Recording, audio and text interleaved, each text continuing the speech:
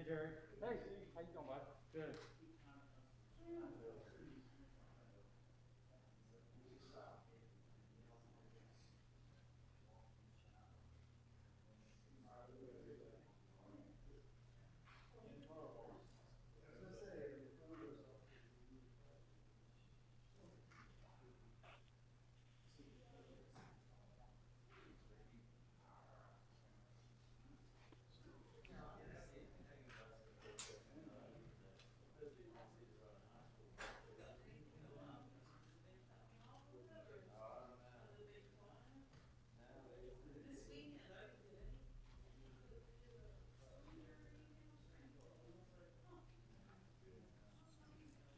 Fold it down.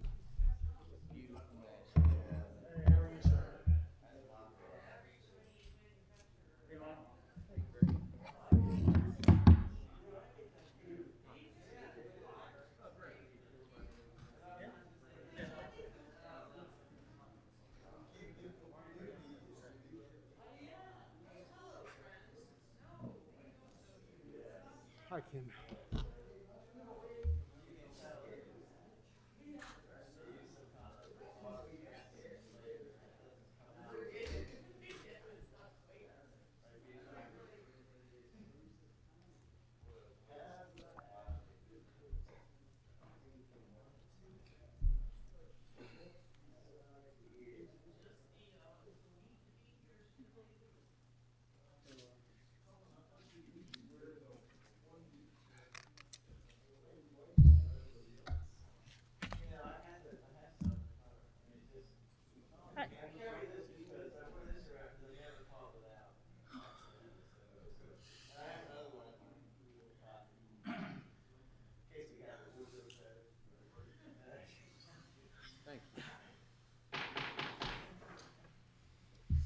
Call to order Kenton County Levy Court Committee meeting, Kenton County Administrative Complex, 555 Bay Road, Dover, Tuesday, June 16, 2020.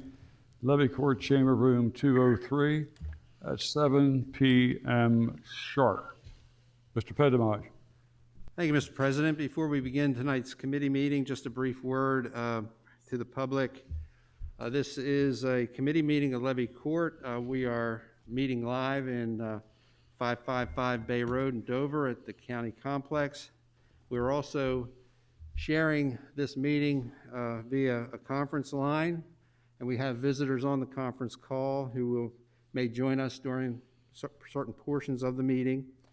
During the meeting, there are places for public comment, and at those junctures, we will invite public comment and ask anyone who's in the public who wishes to speak to press *1 on their phone, and we will be able to recognize you from our console, and we'll invite you to address the commission at that time. This meeting is being recorded as an official proceeding of the Levy Court. All rules of procedure for Levy Court committee meetings are in effect, and we also follow the Mason's Rules of Order for all of our meetings. Ask that each of us, as we begin to speak, identify ourselves for the public who may not be able to see who we are in person, so we know they'll be able to hear a voice, they'll know who that voice is coming from. And also for our recording that we're doing for this meeting, we'll be able to identify everyone on the recording. Mr. President, I'll turn the floor back to you. Thank you. Thank you, Mr. Padavash. For the record, we have 7 commissioners present, county administrator, and a county attorney. First item on the agenda tonight, under Planning Services Committee, Mr. Buxton. Thank you, Mr. President. Ms. Kiefer's going to be joining us here momentarily. I think you're familiar with the well, not the MOU, but the plus system that we have in place. And this is from some conversations that we've had earlier. We've kind of had these conversations maybe throughout the recent years. And I would encourage us to give heavy consideration, because I think that as it's wise to adopt policy when it makes sense, it's also wise to adjust policy when it makes sense. And I think that's what we're doing tonight. So, Ms. Kiefer. Thank you. This issue came up most recently at the April public hearings at Levy Court. The place that the plus process plays in the entire review process. So following that, we drafted some potential amendments to it for at least discussion and reached out to state planning. And they agreed to some of them. Some of them they were reticent to agree to. They did agree to exempting the master plan areas from plus. They also agreed to memorialize a procedure that we've been using pretty much since the inception, that allows someone to apply to our process while they're going through plus, so they don't end up being delayed, as long as we have the plus comments before our meeting. You have in the packet the original agreement from 2004, and you've got the marked up agreement that we had originally drafted. Commissioner Buxton and I thought the next step would be a conversation. Connie Holland and I believe Dave Edgell from the Office of State Planning are on the phone. And I would turn it back over to you, answer any questions you have. I believe it would be the intent for the State Planning Office, and possibly could weigh in on why they may or may not be in favor of some of the changes, because as you identified, there are a few of these things that they are lukewarm on, to say, well, I'll let them decide for that. I ask that they be put in, because I think they're an effective measure, but I'm certainly willing to hear what the state has to say and what the commissioners have to say. I guess the pleasure would be, gentlemen, would you like to hear from the state first, or would you like to discuss? State first? Okay. So can we do that? All right. Connie? Good evening, gentlemen. Connie Holland, and I'm pretty sure David Edgell is also on the line. I was going to, since we do agree what's in Ms. Kiefer's memorandum this evening, I was going to kind of ask you what your reasoning would be for wanting the increase in the square footage from non-residential projects from 75,000 to 150,000. I think that's really our only stumbling block right now. So I'm open to hear your needs for that, or why you would like to see that changed. If you'd like, hi Connie, it's Eric Buxton. Sure. If you'd like my explanation, it's probably as simple as what it says on the paper. It captures more of the projects that may come into the county. So it increases the amount that would be exempt. For no other reason than, again, the idea is that it might speed up the process. And that's very simplistic form, but that's the why. I don't know if anyone else wants to chime in, commissioners? We're talking about whether or not, currently it's 75,000 square feet. Yes. And that means that anybody that's 75,000 square feet is exempt from the plus, and anyone over that goes through the plus. Yes. And so what we're recommending, what I suggest to be put in there, that we double that for commercial projects. We're not talking about residential. It's just kind of maybe a business-friendly move. So we got commissioners. Mr. President, were you in, or are you just taking a look? You're good. So I got Commissioner Sweeney, and then I have Commissioner Angel will be up after that. Okay, go ahead. All right, thanks, Commissioner Buxton. So, Connie, I think the one concern I had, not concern, but just a question, had to do with unless it was located within an employment center. So if it is in an employment center, what are the square footage qualifications? Sarah? Asking They me? remain the same. Right now, the way the agreement It's reads, on. it's irrelevant, whether it's in an employment center or a master planned area. Right. If it's 75, if it's over 75, it's got to go through plus.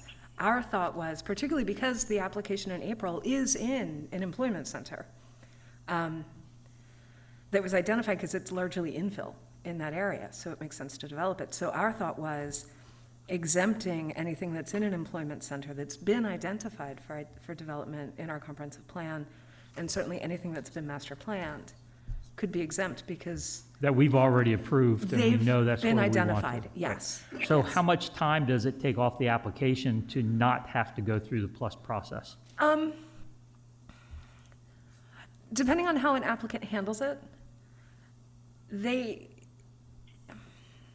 it could take a month off, depending on how they schedule their project, maybe a month and a half. And that could be significant when someone's trying to get a business open.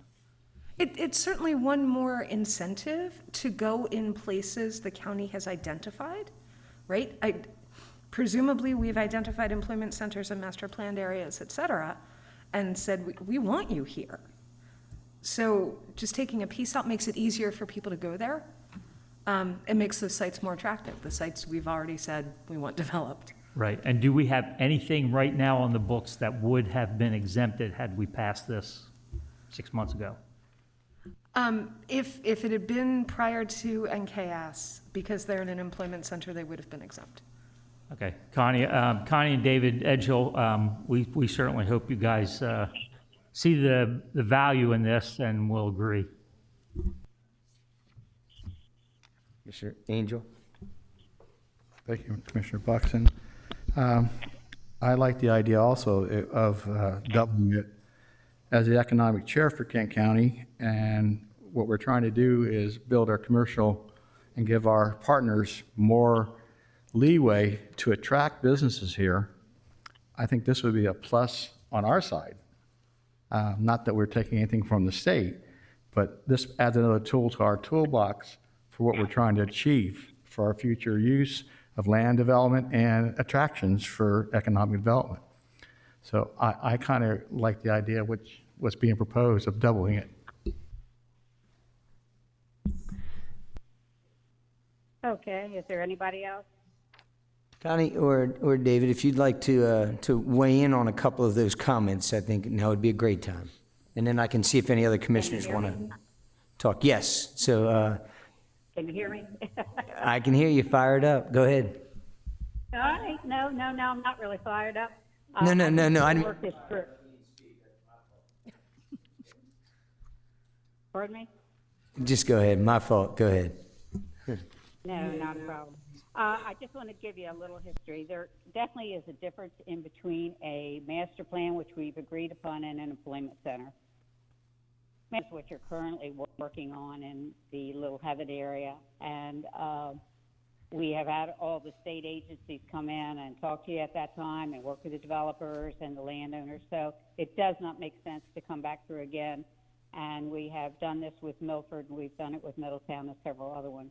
An employment center, yes, is designated in yours, but I hope what you'll see when I'm through with my comments, the state could be a benefit or should be a benefit instead of holding you up. When this preliminary land use service went through, it went through in 2003. When I started working for the state, I worked really closely with Mike Pettimaj. He held my feet to the fire to make sure that plus the preliminary land use service did not hold up any applications, and it does not. It does. It in fact takes it. You can apply to the plus anytime you want to. So many developers come to us maybe a month or two before they actually apply to the local jurisdiction. So I'm not really sure how we could ever add any time onto it because we turned this process around in 20 days. So the benefit, I believe, or what happened with me when I was over working for you, gentlemen, not all of you, but several of you, that I would get in front of levy court and not knowing what the rules and regulations were within the state, an application would be held up either at DENREC or DELDOT because of the comments that were not in the PLUS report.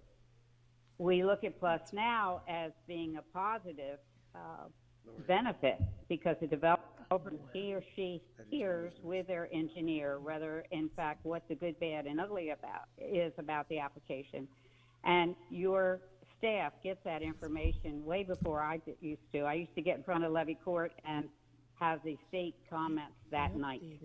And so we get them to you well ahead of time so you can have, so your planning office can actually give you the best of information ahead of time. We heard this criticism before that PLUS held us up. I've been before the governor. I've been before the governor's council. I've been before the Economic Development Council. And we even took it to the University of Delaware and had them do some research on it. And they said that through all of the research that we've done that PLUS was a good thing. What they did not like and what developers did not like, petition from certain agencies, DENREC or DELDOT, with rules and regulations that they already knew about that weren't pertinent to that. I hope you see that we also have never ever held up an application for economic development. When an application comes through, if in fact it's a large like NKS, I believe we were even a help with that because we can go to the state agencies and tell them that this is economic development. We need the comments as soon as possible, and many times we get it before the 20 days that you need it. Also, we are a conduit to the governor and the governor's staff, and all I have to do is call Albert and say this is something coming through for economic development. It gets on the agenda and it gets handled quickly. If you don't do this, from what my almost 40 years now of being in planning that I find out happens, is yes, your developer can come in, but they're liable to find out about a leaky underground storage tank, or they're liable to find out it's in corridor preservation, or many of the things that we have in the state that can give a developer angst. So, you know, that's the reason that we feel that it's much more positive. I don't know of one application that's ever held up. We did a lot of research on this, and to let you know, we have not let PLUS go stale. We have amended at least 4 or 5 times the applications. And right now, I have received money, thank goodness, before the pandemic, for what we call a GIS hub for PLUS, so that the developers get much more information. Your public will be able to get much more information, state information, and as well as the county, your county planners. So it should make it much more efficient too. So I guess what I'm saying, gentlemen, that if the Economic Development Committee did not say they saw that it caused a problem and they understood that it worked for the better and that we can be a positive resource to get anything through for economic development, we hope that you take advantage of that. And also in some research that David Edgell, he's online too, had done for me the last couple of weeks since we found out we needed to come before you. You are the county that gets applications through the fastest. Sussex County has about a year back, and Newcastle County's system is much more labor intensive than yours to get through. So we're just hoping we can be a partner with you and help you through it. And really, like I say, if you can come up with one that we've held up for you, we're welcome to hear about that, but we really don't know of any.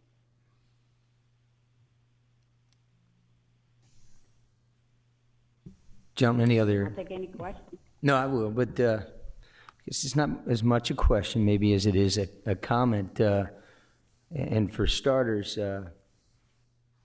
Connie Holland, and you know, all due respect to you and David Edgell and what you've done for the county and the state. This is certainly not a reflection in any way of your performance or what you believe the plus process is and how effective it is. I've heard comments, right? I've heard some, and so my comment to those comments is, well, maybe there's some things we can do differently. So before we get into what we won't do, let's get into what we can do. In the first bullet, if I understand you correctly, you're okay with exempting the adopted master plan areas. Certainly am, sir. Yes, sir. Okay. But if we move to the employment centers reflected in the comprehensive plan, you're not in favor of that one. Is that fair?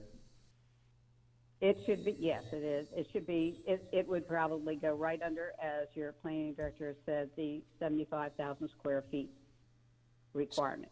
So it would remain under plus Now, if as, it's- what's that? If it's 75,000 square Yeah, feet. which yes. is our If it's current- not, then which is the law. Which is our current policy anyway there. So I'm just trying to figure out where we agree, and then we can discuss. It's the 75,000 you agree with, but we of course already have the 75,000. Applications are accepted for review before plus comments issued. So basically that they coincide, that's a big deal, so that it's moving through the county at the same time it's moving through plus. And Ms. Keeper's indicated that that's always been the case. She's just clarifying that with the state.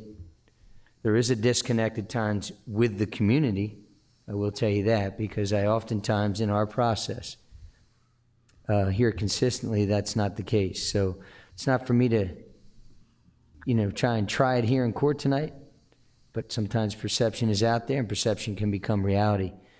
And that's one of the reasons why we're here. That's a good thing to clarify that. The last one, change revision schedule from annually to at least every 5 years. Is that somewhat benign? Are we okay with that one? That's completely benign, yeah. Okay. So then let's go back up to the top. Ms. Holland, I apologize. I'm not in any way trying to cut you off. I certainly didn't think you were fired up at all. No, I meant fired it up, meaning it's your mic. Probably wasn't the right terminology, but you know how I am. So, gentlemen, yes, ma'am.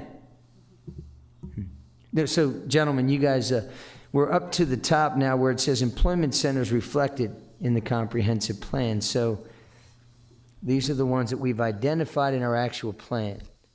Why would I suggest that we include them? Because if nothing else, it's a layer. And layers are sometimes seen as an extra process, and that's what you often hear from your, business-friendly developers, what have you. When I say developers, we're not talking about housing units.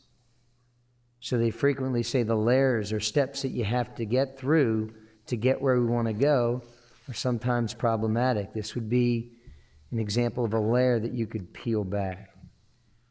So specifically, are we interested in including employment centers under they currently are under the 75,000, correct, Ms. Kiefer? So under the 150,000. I can simplify this. Do you want to just say, do we want to adopt this as presented, call it a night? Really? Well, Ms. Holland, I'm not going to keep you on any longer than you have to. And when I get the answer that I want, I'm certainly going to learn to be quiet. So are there any more comments? Mr. Sweeney? Go ahead, Connie. I'd just like to give one word of caution. This is the law that we have on the books. And I would really hate to see Kent County be out of sync with that. I would hope that you would realize how much of an asset we can be to you to get this through faster. And just to give you, I don't want to go into detail, but when things get fast-tracked, they can cause more problems than they can cause good. And I've had that happen when we thought, well, hey, we won't look under every rule and regulation. We'll just expedite this process. And when you get something approved like that, many times you can find a regulation that's embedded in a state agency or even a county agency or a local agency and cause you some problems. So, I'm not trying to be difficult in any way, shape, or form. Actually, Newcastle County, I want to give you this, sends absolutely everything through because I know what they do. They feel we can help them and they feel they can blame us when things go the wrong way. So just a word of caution. I think we have a great relationship, and I would just hope that we could stay to the letter of the law on this. We did give, I think we gave up 3/4 of everything. We just wanted to make sure that when your commercial activities go through, the state can be a very difficult process to go through. Some engineers have it down pat, and they are probably, letting you know, you don't need this, we can get you through. But not all engineers and not all project managers are the same. So there's a lot of resources with this plus activity, but it's completely up to you. That's my final word. So thank you for your time and consideration. So, Mr. Buxton, we actually have 4 decisions in front of us, 4 different options. 75,000 and either to exempt or not exempt, or 150,000 and to exempt or not exempt, correct? For number 3. The third and fourth are simple. We're going to, I assume, pass these. We're going to pass these. We're looking at the first 2 right now, Okay. right? So do you want to exempt the employment center? So we all agree, including the state, that we're going to exempt master plan areas. It's a good thing. Yeah, we've done a lot of work to get those in place, Yeah. so I would rather us. Yep, we've been part of it with you. Yep. Let me ask you, Ms. Holland, Yes. Sussex County has an MOU with the state, correct? Yes, sir. For plus. And currently theirs says that 75,000 kicks a plus. Anything over 75,000 kicks a plus interaction? Yes, sir. Okay. Yep.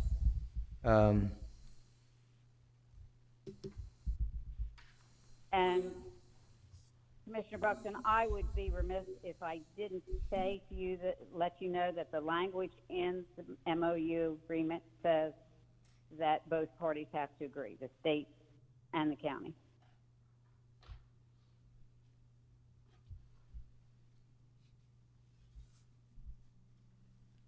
I'll tell you this, at a minimum, I'd like to have the master plan and the employment centers reflected as exempt. So we kind of get at a stalemate if we Mr. don't agree on we Mr. agree. Go ahead. Mr. Pettit-Damage is asking to be recognized, so Mr. Pettit-Damage, please. Thank you, Commissioner Buxton. Good evening, Connie. Thanks for being with us. Hi. I just wanted to point out for the commissioners, if this is going to become a bit of a loggerhead, the concurrence with the provision for the master plan areas, I think, is significant, and that's something that the working group has suggested we would, try to seek, and I think that'd be a great accomplishment to get the master plans exempted from plus.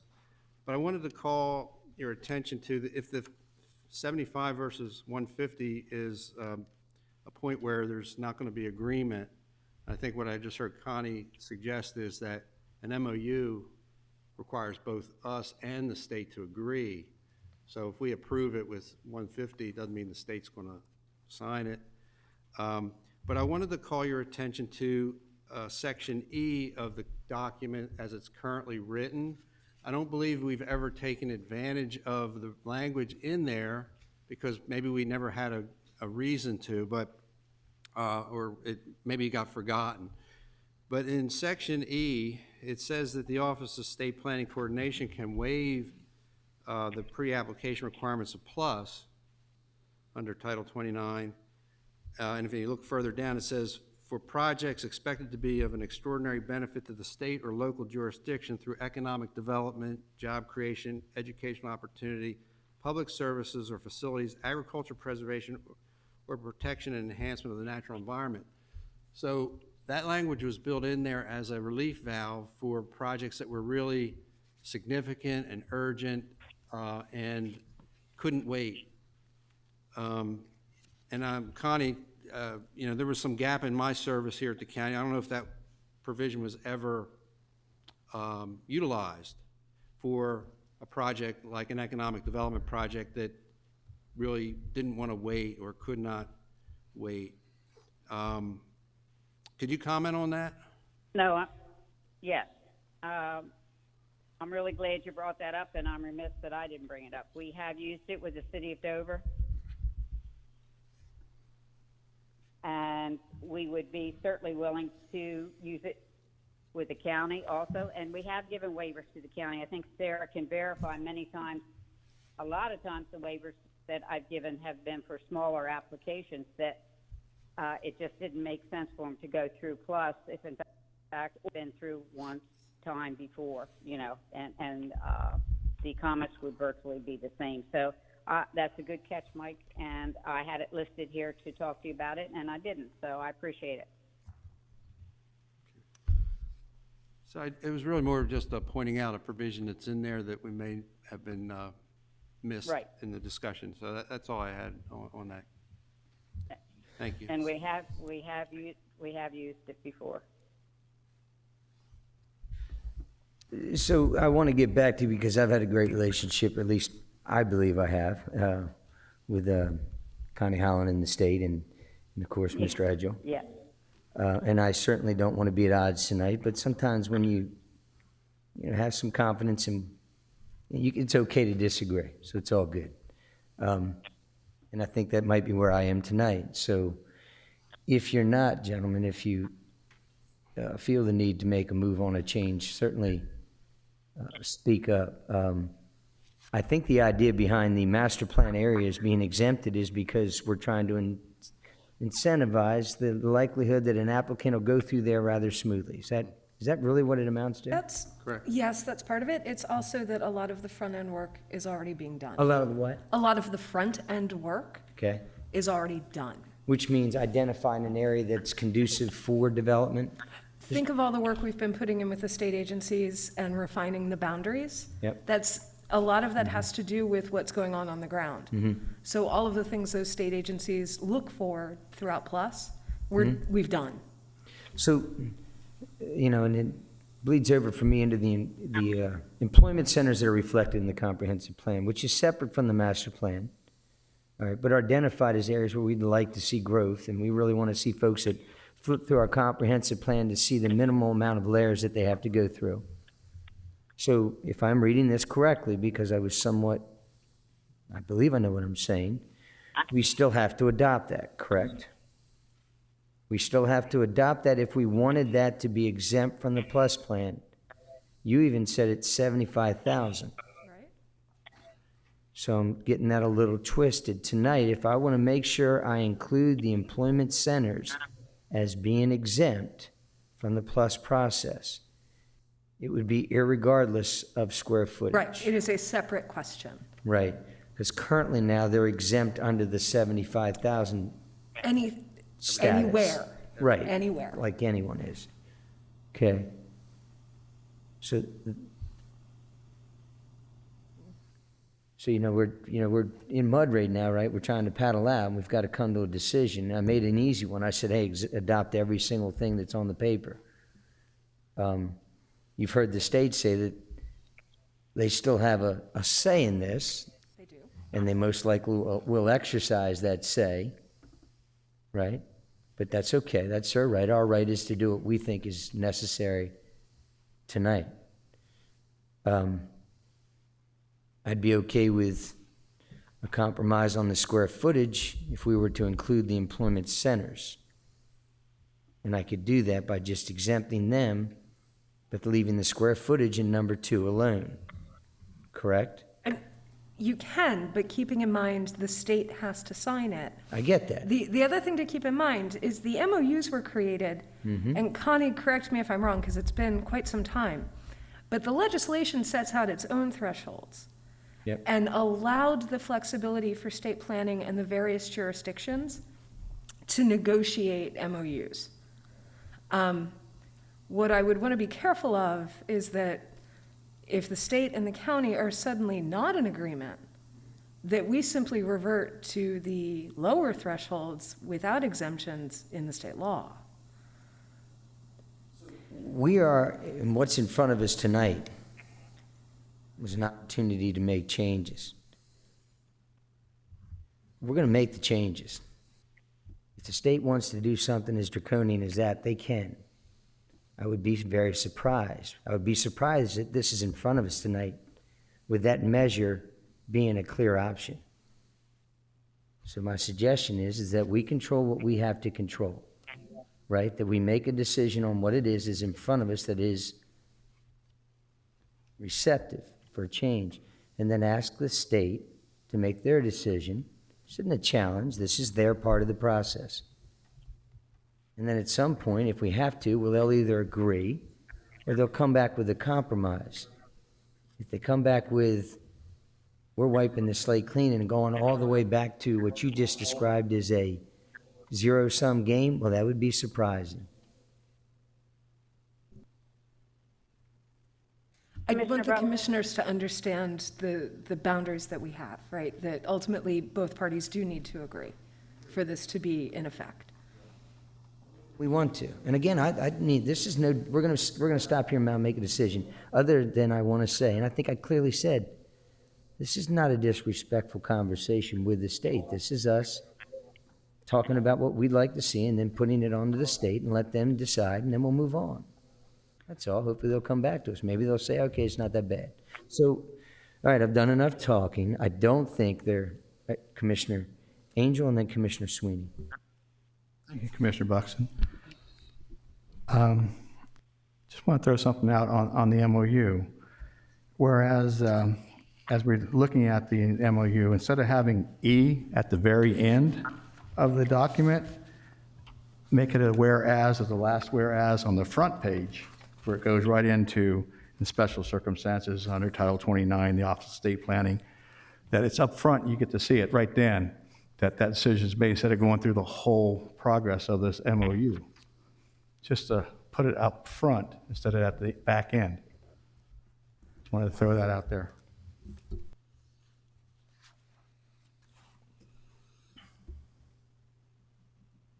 Sweeney, sorry. Thank you, sir. So the suggestion right now is leave it at 75,000, exempt the employment centers, and take better advantage of Clause E when the need is there. I think E, as Connie Holland, the state has identified is, that's not a problem. They're more than receptive and willing to do that. They've done a really great job, as Ms. Kiefer's identified and Ms. Holland's identified, that in exercising that option. Mike Pettit-Demas was pointing it out. So if you want to highlight it better, move it to A or something, we can. So Sarah, have we ever taken advantage of that clause in the last dozen years? We've definitely done exemptions. We have a history of doing that. It tends to be for zoning amendments. So it's not size related to construction, it has to do with, Well, also keep in mind that we have, until NKS, we don't have a long history of very substantial commercial construction. Right. So it's very rarely triggered at all in the non-residential side. So we have a different person in charge of economic partnership that seems to be driving that effort to where we may be having to consider larger construction projects that are coming into the county, which is fantastic for us. So it behoove us to make sure that we have something in place. And I think, like the county administrator said, that Section E gives us the out that we need for those projects that are for the economic good of the county. Absolutely. So how long, Staff is very much aware of the exemption. so if that project had to go through the plus process, it's a month long. How long would it be for, Ms. Holland, maybe this is a question for you. How long does it take to approve an exemption under that E clause? Usually comes to me in a letter, and I get the letter out the same day or the next day. I would just like to say one thing. The state's given in to this memo. We've given in, like I say, 3/4. And I don't mean given in. We see the need. We don't have an issue with it. Your employment centers are very, very important to you, but as your county administrator has pointed out to you, and I too, if time was of the essence, I give you a waiver, and the governor from the state of Delaware can tell the state agencies, hop on this. If we get into a kind of battle with this, which we don't need to be at all, we should be working through this economic development as partners. And so I really do not see where, it's a shame that this is causing an issue, because I believe it's a non-issue. I believe we have, with the waivers and the way that you want to make sure that the applications get through in a timely manner. We've said yes to that, and we said you don't have to come back every year and talk to us about it. We can look at it every 5 years, and we certainly love master plan. Had about 20 more planners, the whole state would be master plan. And I really wish the other counties could be here to kind of testify tonight too, because they have been given waivers, and so have local jurisdictions like City of Dover. When time was, I just gave one to the City of Dover for an economic development project. So it's just there. The tools are there to get what everybody needs this evening. Mr. President, I don't think we've ever given you a hard time on something that could have made Kent County or any other county or local jurisdiction more prosperous.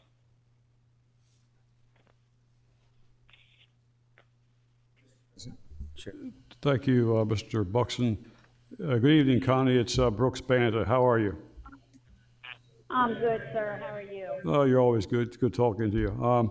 I just want you to know that from this perspective, I think that the staff under Ms. Kiefer, as well as working with Mr. Buxton, I think has done an outstanding job. And I think these four items in their entirety should be approved as written.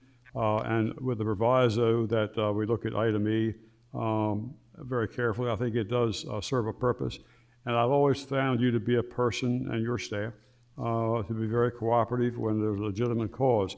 So I don't think there's any cause for alarm. I think we just need to move forward, adopt these as written. I think Ms. Kiefer has done a great job in getting this accomplished. And I don't know if Mr. Angel wants to amend it and put that item E someplace else, but I think anybody with reasonable intelligence could see the document, and certainly it seems to me that the State Planning Office has more than reasonable intelligence and has worked with us in the past. I think it's imperative that this just moves forward. I think any further negotiation is going to sort of deter any forward movement of this situation that stands before us. So I think those four items need to be approved, and we need to do it as soon as possible. Hopefully, if a situation arises, I think Mrs. Holland will be very cooperative and look at the position of Kent County and where she lives and where she makes her money and what we're going to be doing. So it is what it is. Thank you for your time, Ms. Holland, and thank you, Sarah, for a great job. Thank you. Good. Thank you. I'm done. Thank you. Thank you, Mr. Buxton. Yes, as I was stating on E, if you look at the way it's written, the very last sentence on the whereas, it says, imposes a more stringent review of property before you get to the now therefore. If you were to do a whereas in special circumstances, it actually counters what the stringent portion is. So it lessens and gives you an idea up front instead of going through the whole documentation till you get to the very end. I think it's more prudent to put it at that point in our MOU and then do the now therefore after we move E to that portion as a whereas. That's what I want to try and make sure you understand what I'm trying to say. Mr. Angel, I don't disagree with you. I just think that it's like putting the cart before the horse. You got an emancipation of a number of items here, which will be fully reviewed. And at the end of that review, you bring up item E and you bring resolution, but that's how I see it. But I'm okay if you want to change that. So, Mr. Sweeney? thank you, sir. So I think that section E is a clause. If you put it first, that becomes the norm. So what the MOU should do is describe what the norm is, and then the exceptions last. If you put the exception first, that's what everybody's going to go to. And every plan that comes through, they're going to say, hey, I'm an exception. Because I have 80 new jobs, I'm an exception. I'm going to beautify a piece of land, I'm an exception. So you put that last, so that as you fall down through the process, you see what you have to meet. Gives more importance to the norm, not the exception. And that's why you put those things last in an MOU. So it's still in there. It doesn't matter where it is, it's still in there. We just need to be aware of it, and I think the county administrators made us aware of it. Ms. Hollins made us aware of it. I've asked Sarah how often we used use it. it, so, and it's, regardless of whether it's first or last, obviously, we've used it in the past, so I think that, President Bana set the tone. Let's move forward. Get it voted on and move forward and figure it out.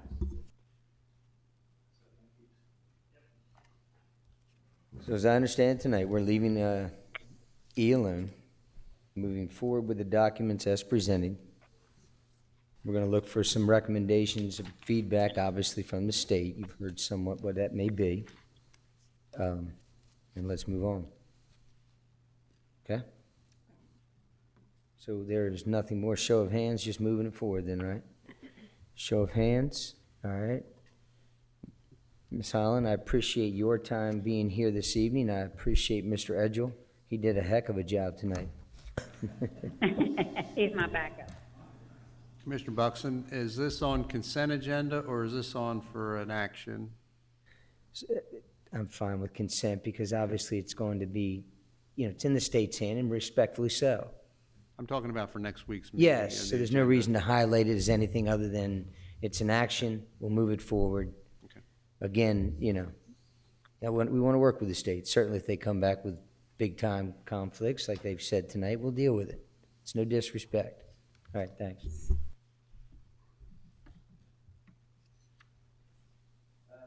Any public comments? Any public comments regarding the topic just covered? Any member of the public wish to speak that's joining us by teleconference, please press *1 on your phone so we can unmute you. Anyone from the audience wish to address this also, feel free to do so. We're seeing no hands raised electronically, and I see no one stepping forward to the podium. Mr. Chairman? Thank you, Mr. Pedamage. With that being said, no public comments. We will adjourn planning services, move to community services. Mr. Sweeney. Thank you, sir. Ms. Crouch is up first. But let me just preface what she's getting ready to ask us. Connectivity to other computers and to the internet has become a commodity. Sort of like the water we drink, the air we breathe. We don't realize it's not there until you can't access that website that you wanted to get to, or to an application you're trying to do online. What Kim's getting ready to present to us is the ability to make sure that those services stay up all the time. Ms. Crouch. Thank you, Commissioner Sweeney. Good evening, Commissioners. Again, Kim Crouch, IT Director. Tonight, in your packet, you have a memo regarding SmartNet Cisco network maintenance. This is a multi-year maintenance. Kent County's network infrastructure is comprised of many Cisco hardware and software components. SmartNet is maintenance provided by Cisco and is provided through a third-party vendor. This maintenance provides emergency replacement of parts. If a switch or firewall or router or phone system goes down, this maintenance will cover having a tech bring the part in and replace it. There's many different service levels. There's basically 2, 24 hours a day, 7 days a week, within 4 hours response time. And there is another one that is 7 hours a day, 5 hours a week, and again, quick response time as well. MTM has provided our SmartNet maintenance coverage to the county for the last 15 years and is listed on the Delaware State contract under a reseller for Cisco systems. And this renewal price is based upon that agreement. To ensure consistency, reliability, and in recognition as the county's registered Cisco provider, MTM Technologies is offered as an exclusive provider to Kent County, or to Levy Court to consider. This is a multi-year renewal, and it covers the period of July 1 through June 30th of 2023 for an annual cost of around $29,044.30. I welcome any questions you may have.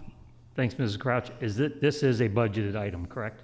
Yes, it is. Yeah, it's just more than $25,000 a year, so it has to come before us. Any questions for Ms. Crouch? Seeing none, consensus to move this forward, or to move this to the consent agenda next week? Seat 7. Thanks, Kim. Thank you, Appreciate Commissioners. it. Tell you guys are doing a great job. Next up, Mr. Shepard. I have nothing to preface this with, Mr. Shepard, so go. All right, I'll try to tell you everything again. My name is Jeremy Shepard, Director of Community Services. Before I get started here, I would like to recognize Mr. Mike Rigby, who is your Assistant Director for Parks and Recreation. He is acting as the project manager for this project, so if there's a really detailed question about the builder or other, he will definitely be able to answer that a little quicker than I will. In your packet, I provide you information on a bid package that we put out pre-COVID, took in during COVID, and now we're finally here to give you all the details and hopefully move this forward for action later. So we have long planned for the last few years now a restroom up at Big Oak Park up near Smyrna on the ball field side of that park. As you know, that there is a restroom and maintenance facility at Big Oak Park, but you have to cross a stream, go probably about 300, 400 yards in order to get to that if you want. So we thought that it would be best served in order to put a small permanent restroom on that facility in order to better serve the public, not only in the ball fields, but also the public that walks that trail a lot. So we went out and took a bid to have a precast concrete structure made out of state and trucked in and put down on the site where we would do the site work and have other things put in. So we put this bid out in March, early March, took it in on April 3rd. Mike and I opened those bids. Those bids were read aloud. Everything was done per county code as far as putting that out. So when the bids came in, we did have to do a little bit of legwork. Number one, our lowest bidder, who is listed as Smith Midland, they wanted to do business a little bit differently than we were used to, so we needed to work on their terms for payment. And then we did have a small issue with some insurances that I just wanted to make note of here. We have worked that out with our insurance provider, and the and the company in order to make sure that the county is fully covered for this project. So at this time, as staff recommendation, the Kent County accept that bid for Smith Midland for the base and the alternate. So the alternate part of this bid was to provide for a concession window in the storage area, just in case down road somebody who was running a tournament might want to have a particular place to run some covered concessions. It's small, but it could be useful, so that's why we wanted to include that in there, and we suggest that we take it. Everything else is, as far as we know, is in order. So I will take any questions at this time. Commissioner Pepper. Jeremy, run it by me again why you went with precast as opposed to build on site. And it's hard to believe that all the vendors are from out of state. One is far away from as Spokane, Washington. Washington, indeed. So, yeah, run that past me again. Yeah. So I guess early on in the process, you know, we had, if you remember, we had built two projects at both Big Oak and Browns Branch for the maintenance and bathroom facilities. They were really expensive in terms of back then, over $300-some thousand a piece. And when we started putting together this package, we noted that the state of Delaware and their park system had a number of these precast concrete facilities. We thought that purchasing a turnkey project essentially might make some efficiencies, give us the product that we want without having to do additional legwork and potential costs of the last two facilities. So we made a command call at that time, put the budget together, went out and got the grant money in order to help us out, and here we are today. So what's it going to look like? Mike, you bring that? It's going to look like a big box or what? Well, no, it's yeah, here, I'll let Mike describe the actual look of it for you. Just real quick, Mr. Kennedy, can you go to smithmidland.com? There you go. Hey, let me tell you something. I watched the video of them putting one together at another park in another state, and it's really cool what they do. They bring it in two parts on trucks. They get a crane, they lift it off the truck, set it right on top of the pipe work that's already there. Back it up, Mark, and you saw it came up. Right. Keep going. Mid. Right there, corporation. Just go down. See, there you go. Yeah, that one.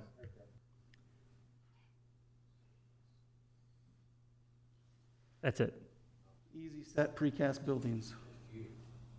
So there's that video really, I mean, they're all stainless steel. They're easy to clean. You go in there with a steamer and something, and all of a sudden you got bathrooms that are all sanitized and ready to go. I would say that, and no offense, but we wouldn't want to put a bunker in a public park. We want to make sure it looks good. We want it to fit in with what we would normally see, and honestly, the concrete technology makes it look like board and batten siding, steel seam roofing, so it makes it look that way. Well, I'm glad to hear that.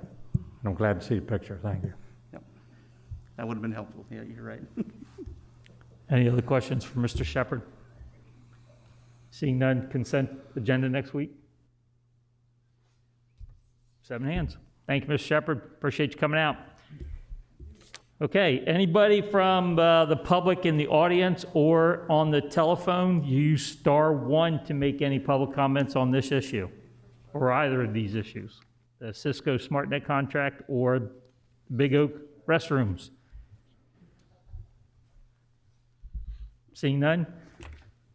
Thanks, sir. Back to you, Mr. President. Thank you, Mr. Sweeney. We'll be adjourning Community Services, move into Public Safety. Mr. Pepper. Thank you, Mr. President. Under public safety tonight, we have one item, cardiac monitors, and we have the chief here tonight, and he has backup in the audience as John Tinger and Cindy Grigo, in case he gets confused or lost. And so, been known to happen. Chief, as you all might recall, this was a big ticket item on our budget, and the chief is here to sell us on reason to sole source this one item. So, Chief. Thank you, Commissioner Pepper. Thank you, Commissioners. Yes, during our budget hearings, you'll recall that we had a lot of discussion on our cardiac monitors.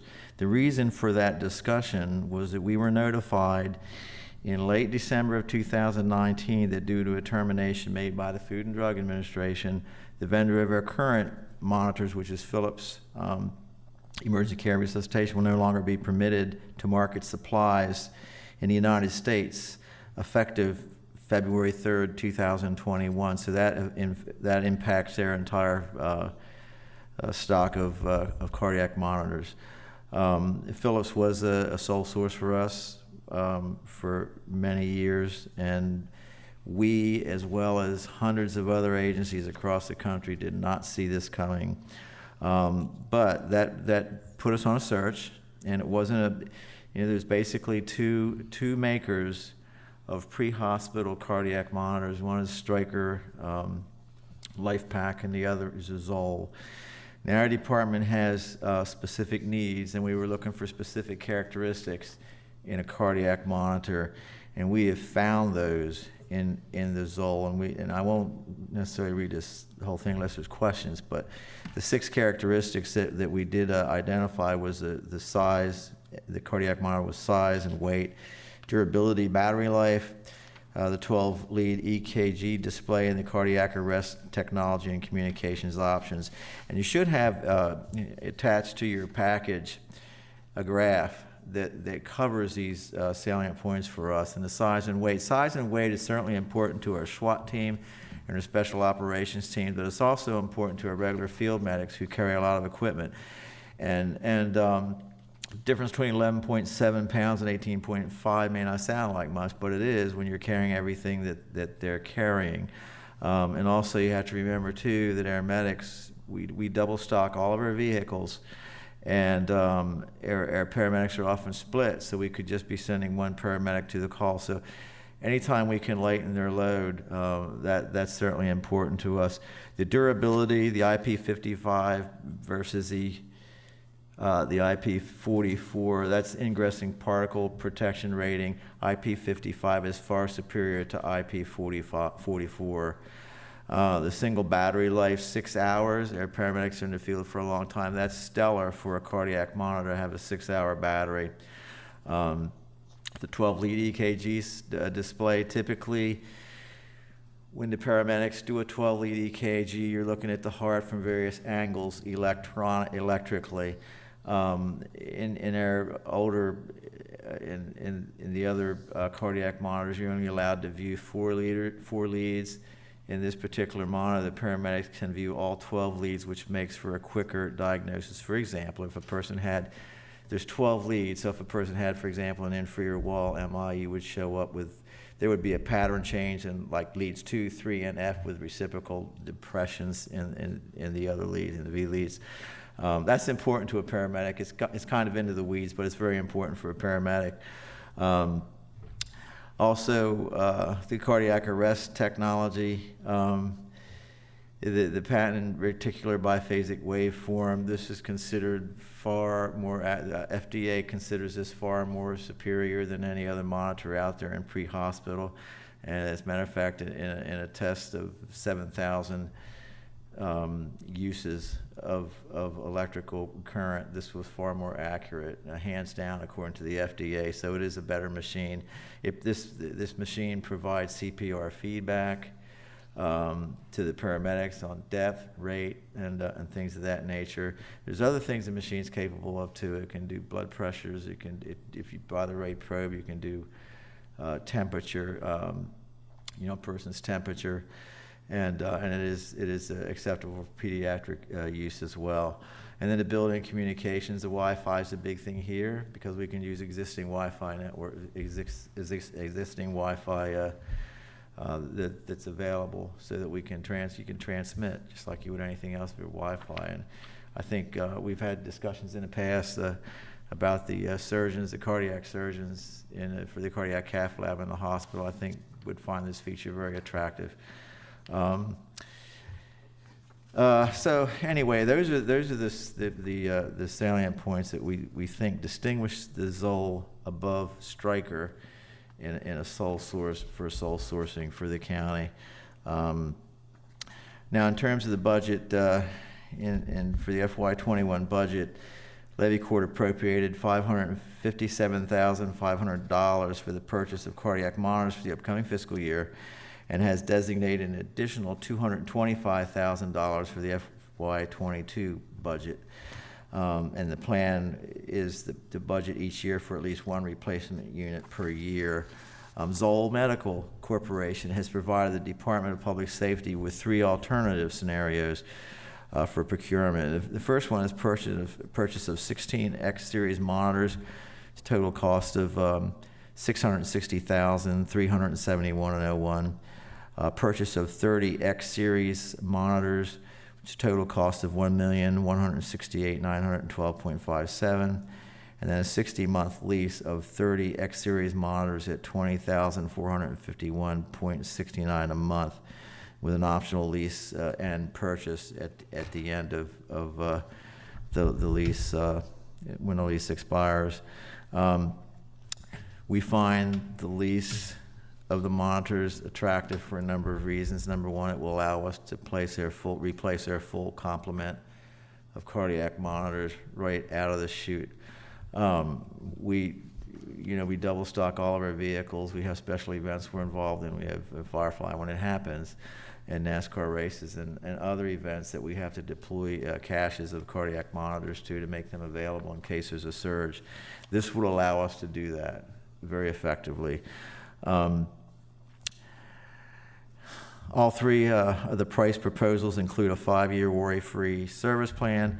They provide comprehensive coverage, including battery replacement, cable replacement, parts, labor, and accidental damage, coverage software upgrades, 24/7 tech support, and next day arrival of loaner units, which is stellar for us. The 60 month lease option is appealing because it enables the county to avoid a large capital outlay for the technology and enables the county to manage its costs over multiple budget cycles during the 60-month lease term. It also avoids the problem of owning outdated and often obsolete technology at the end of the lease term. While there is no option to purchase equipment at the end of the lease, we can do that. There's no obligation to do so. So with these priorities and specifications under consideration, the Zoll X Series is the only commercially available and FDA-approved cardiac monitor that will meet the needs of the Kent County Department of Public Safety. LifePak 15 does not meet our minimum requirements in a cardiac monitor and cannot be considered comparable. Therefore, we would respectfully request that the Kent County Levy Court accept the correspondence as written certification of my request and to authorize a sole source award to Zoll Medical Corporation in accordance with the Levy Court Policy 22.9, Item J2, and that the county pursue the proposed lease options for the reasons stated above. And I'll just kind of pause should there be any questions on this, and there is a proposed motion in the memorandum.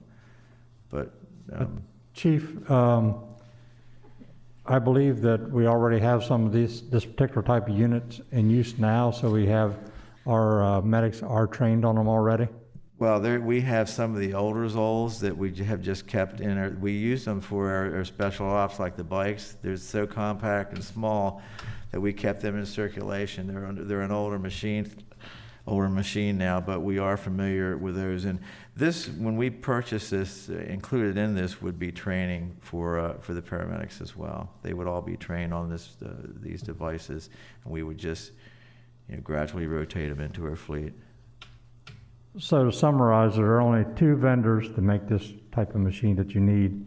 Mm-hmm. Zoll is the lighter of the 2, easier to carry. Yes. And we're always worried about how much equipment the medics have to carry. Correct. They're already trained on them in some respect, and training comes with these. They're a superior unit, and the only unit that meets your needs, or the county's needs. So. Yes.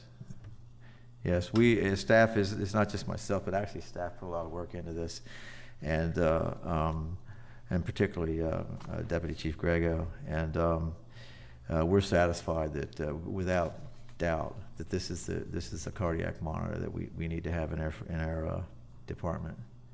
And leasing is the way to go, because Yes. we won't have to put the big outlay up front, and at the end of the contract, we won't have a whole bunch of outdated units. Yeah, the lease is perfect because and plus we don't have to be involved in some of the warranty issues and the things that occur now in the department. If there's a problem with our unit, they'll come get it and give us another one. It's just as simple as that. We've never quite had that luxury quite like that in the past. So, and it's important, for us. Great. Okay. Any questions? Mr. Sweeney? Thanks, Commissioner Pepper. So first of all, Chief, I'm fully aware of all this. Very glad you've looked at the lease option. That's a great option. I just want the best equipment for our paramedics, and you seem to have chosen that. I just have a question about the last point of built-in communications. So when you transmit patient data, who you transmit the patient data to? So this data can be transported. It can migrate into the PCR, the patient care report, and I'm sure my staff will correct me if I'm wrong. But it also, through the use of the Wi-Fi feature, we could directly transfer a 12-lead EKG into the cardiac cath surgeon or physician. The paramedics, quite frankly, read, in my opinion, and a lot of other people's opinions, read these EKGs better than anybody out there. However, the cardiac surgeons want to see the EKG themselves, Sure. and I get that. If it's 3 o'clock in the morning, it might be nice to have it pop up on your screen. But anyway, it'll start that whole process. And like I say, we're not there yet. We've been in discussions to do that. I had some issues with some of the technology that was going to cost us money with their past machines and things of that nature. I think with this machine, this will avoid that with a Wi-Fi capability.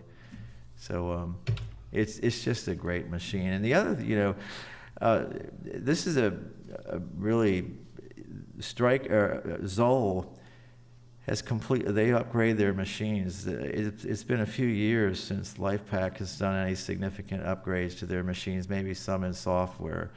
But the reason why the Zoll has more features is that they're more attentive to, going back to the bench and retooling their machines.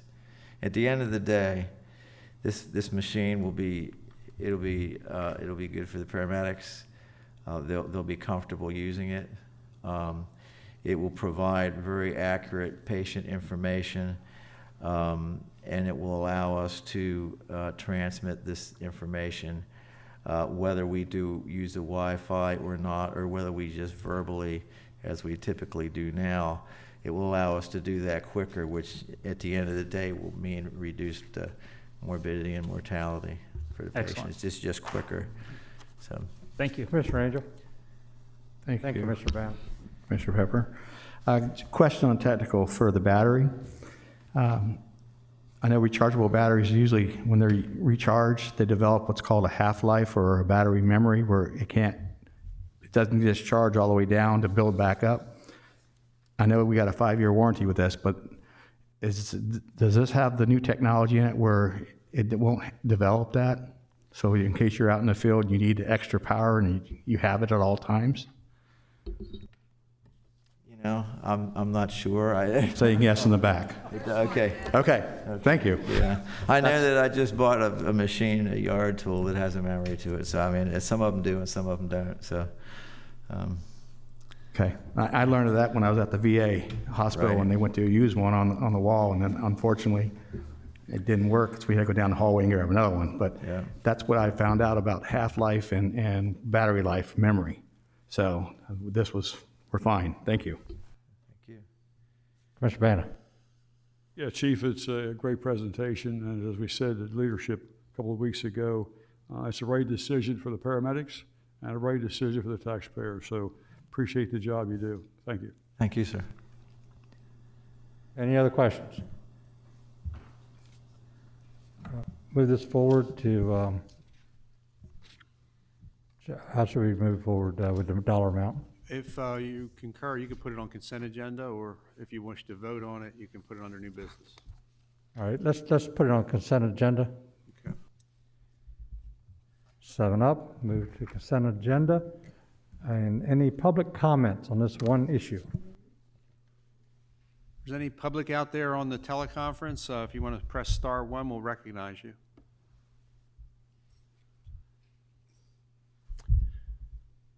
Okay, it doesn't appear we have any public who wish to speak on this item. Thank you. Any public in the room? Seeing none, that we will adjourn Public Safety Committee, Mr. President. Turn it back over to you. Thank you, Mr. Pepper. Next item, Administration Committee, Mr. Angel. Thank you, Mr. President. Mr. Coelho, please, on our 7th position.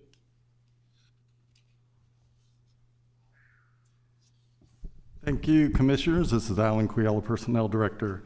In your packets were included a number of job description revisions. As you may recall, each June, after the budget has been adopted, there's typically some revisions included in that budget related to job descriptions.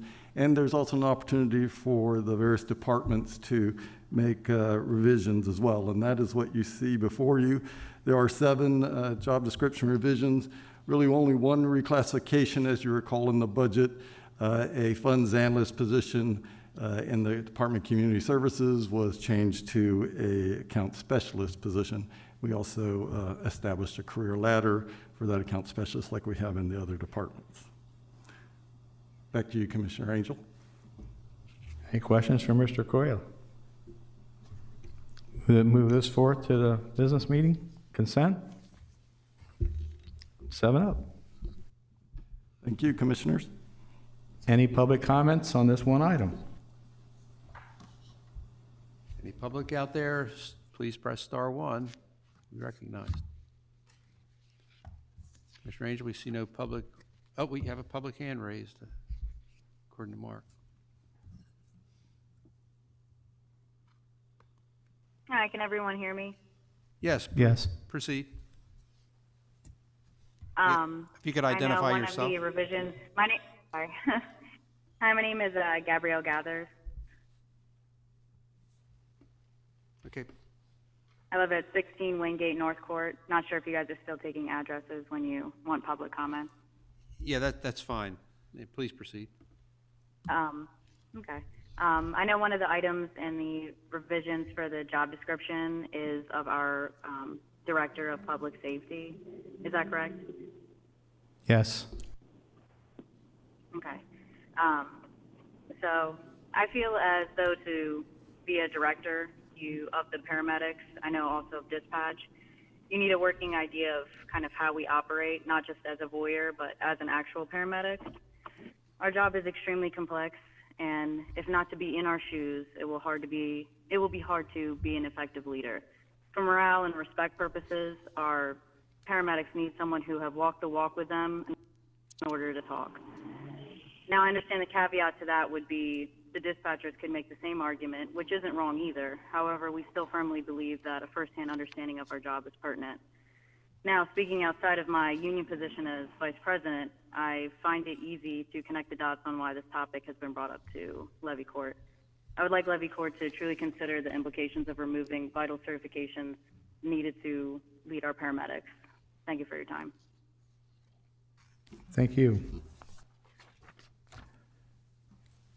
Any other questions or any other public comments? Chief Faulkner, what was just stated, do you have a response for that, sir?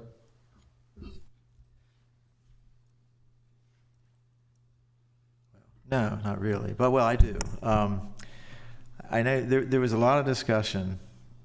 You know, our department was created, I think, back in 2000, Department of Public Safety, and it consolidated the emergency services that the county provided. And at the time, and still, it was considered that the paramedic division, as my recollection goes, was complex and difficult and involved an awful lot of money and things of that nature. So that was written in.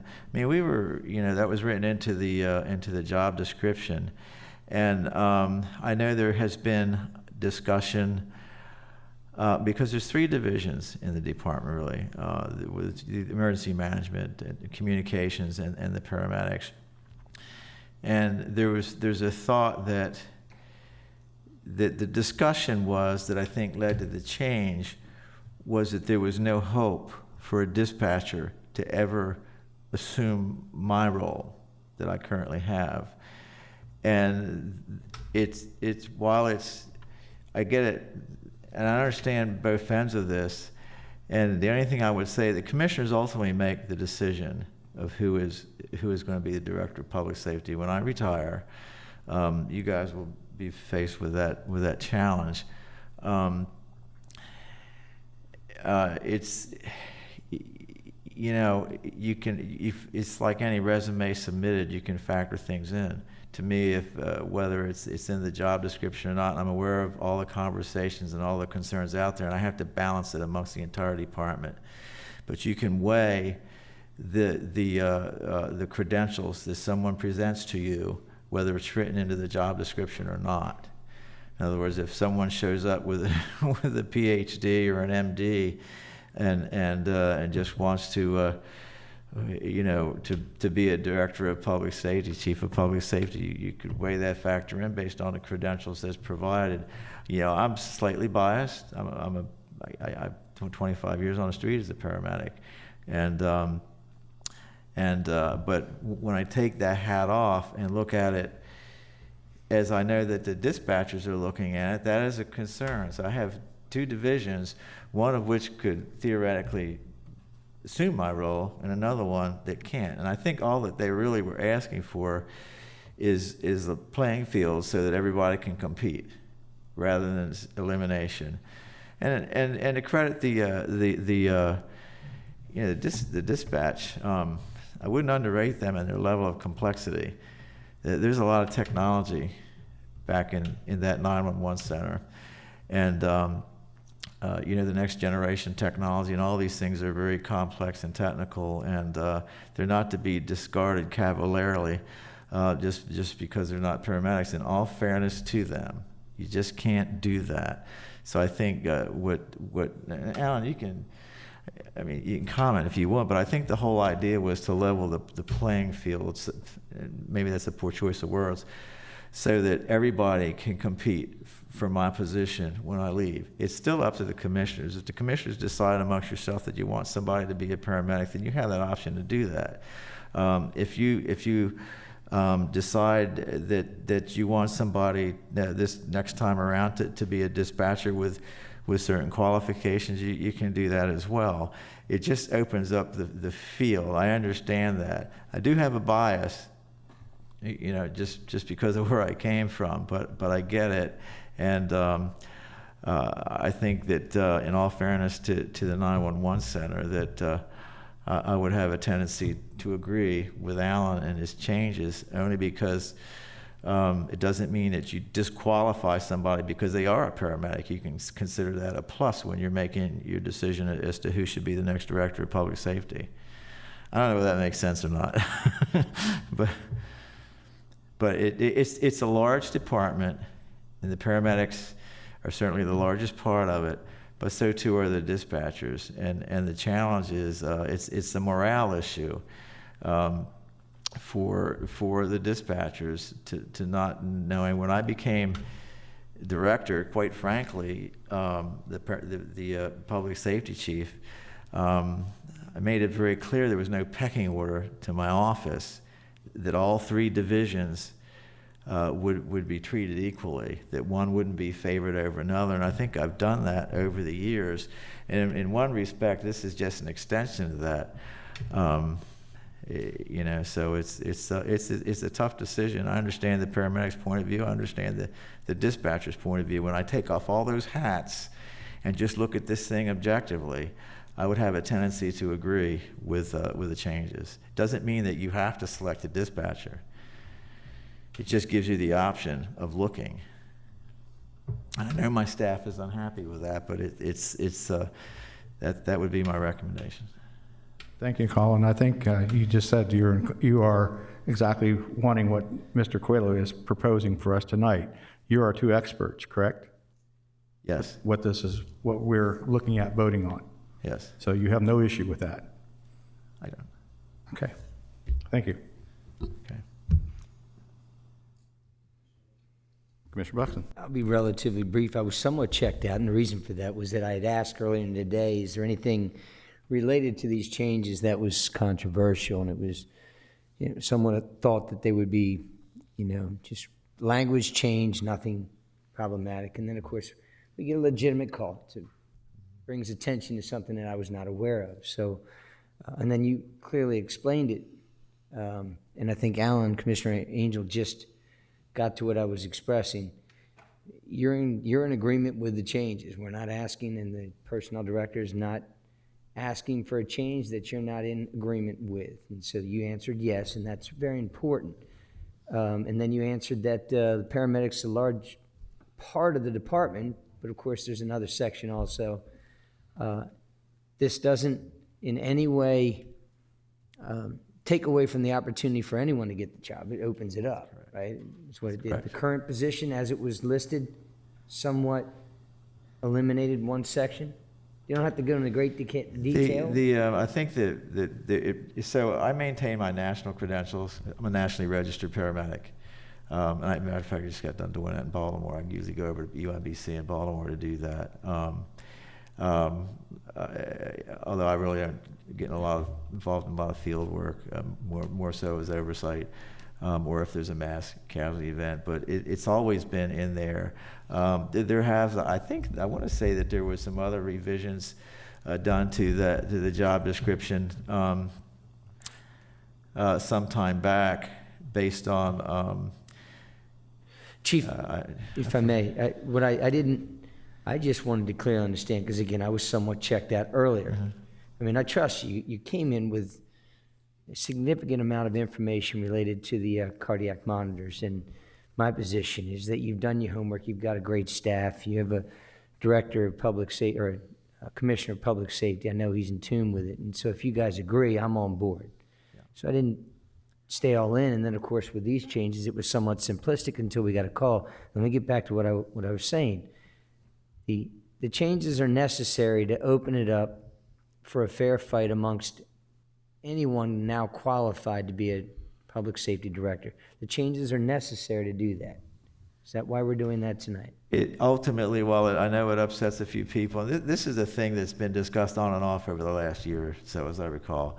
But it opens it up for everybody. It doesn't mean that you're now disqualifying anybody that's a paramedic. It's a plus for them if they show up for an interview and they're a nationally registered paramedic with all the other certifications that they carry.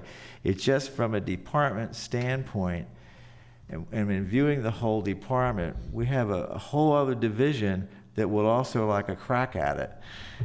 And I understand that, and so I'll end with this one then. You're the director of the entire department. The predominance of your work, somewhat, not predominance, but a large section of it is because you are a paramedic, so you interact well.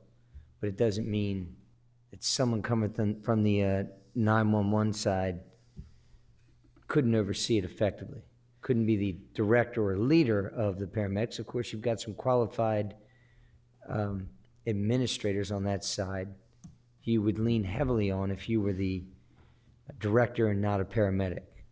Be a fair statement to make. Yes, I think that the way is like the other, in the rest of the county, like in finance and Jeremy has the parks and he has the libraries, and he relies very much on Hillary for the libraries, and of course you're locked and loaded on the parks, and because that's where he came from. I came from the paramedics, so when I work with all the groups involved with that, I'm spot on. I rely on, for example, Kevin Sipple, who's a division of communications deputy, for to get me out of the weeds sometimes on things to do with communications. It's the way a department should work, and that theoretically that could be reversed and flipped around for a reciprocal. I appreciate your time, and thank you for letting me ask those questions. Any other public comments? If I could just, make this clear, because I know I've got upset people in the audience. And this has been a thing that's been discussed on and off over the last year or so. And if like the horse with the blinders or the lady with the scales, if you look at it objectively, it really probably is a right move, in all fairness to the folks in dispatch. They would like to be able to move up too. And I think this just opens it up for everybody. I think at the end of the day, whoever applies for my position, when I leave, will be the best qualified person. I'm pretty sure the commissioners with our county administrator and human resources will pick the best person for the job. I don't see this as an impairment to the paramedics or to anybody else, but I think if they were to honestly put themselves in my shoes and say, what really is the best way to proceed with this, in all fairness to everybody, just give them a shot. Just give them a shot. Thanks, Chief. Thank you. Seeing no other public comments, Mr. President, back to you, sir. Thank you, Mr. Angel. We are adjourned.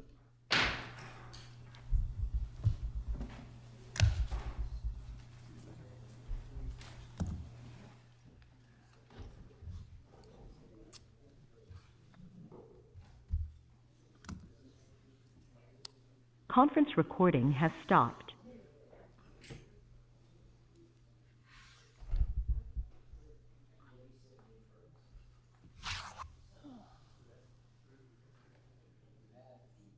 Jeremy, you want to take that amendment with you?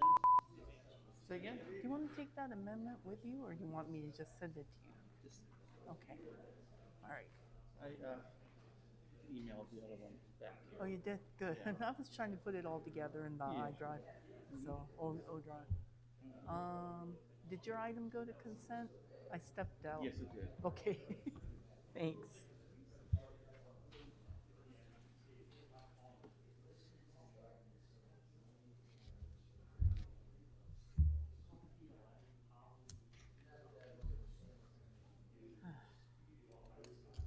Good night.